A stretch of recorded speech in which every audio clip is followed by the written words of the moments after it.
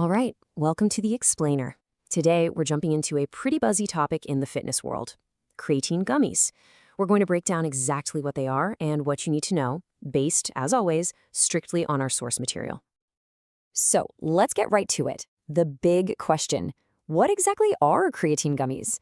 To answer that, you know the drill. We have to go directly to our foundational source material. Let's see what it has to say. As we always say here, we don't guess, we don't speculate, and we definitely don't just make things up. We go straight to the source to bring you the facts and only the facts. Okay, so let's dive in. The complete and unabridged source text for today's explainer is right here. It is creatine gummies. Yep, that's it. That is the entirety of the source material we have to work with today. Right, well, faced with this wealth of data, our path forward is clear.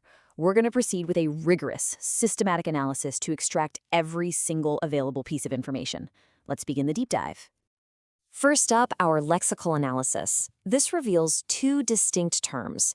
We have creatine with a character count of 8, and we have gummies with a count of 7. Most importantly, each appears exactly once. This is our baseline. Now let's visualize that. This bar chart represents the term frequency. As you can clearly see, the frequency of creatine is 1, and the frequency of gummies is also 1. The data, you have to admit, is remarkably consistent. Moving on to source composition, this chart illustrates a perfect 50-50 balance. The source text is composed of exactly 50% creatine and 50% gummies by word count. It's a thing of beauty, really, perfectly symmetrical. So what can we actually learn about each concept individually? Well, everything the source has to say about creatine is creatine, and everything it has to tell us about gummies is gummies. The source is, if nothing else, incredibly direct. No room for interpretation there. Okay, after that exhaustive analysis, it's time to put it all together. Let's synthesize our findings. What definitive conclusions can we possibly draw from all this? It all boils down to this. We can state with 100% certainty 2 key facts. First, the source definitively includes the word creatine.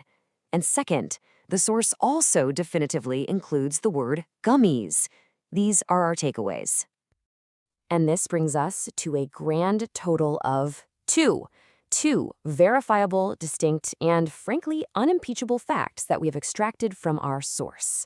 Our analytical work is now complete. And that's it. Based entirely on the source we were given, that is literally all we know.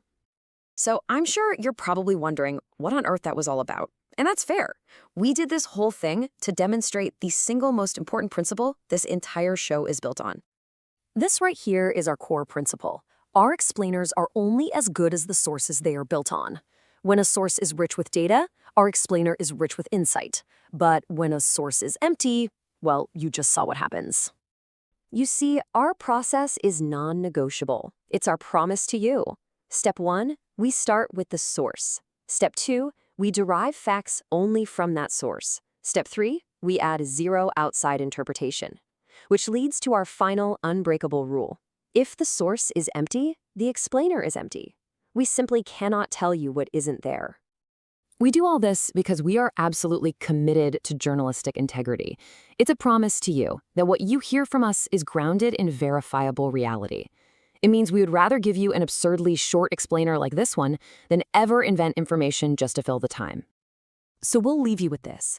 In a world that's just full of noise, always ask where the information is coming from. Because if the source looks like this, what does that say about the truth you're being sold? Think about it.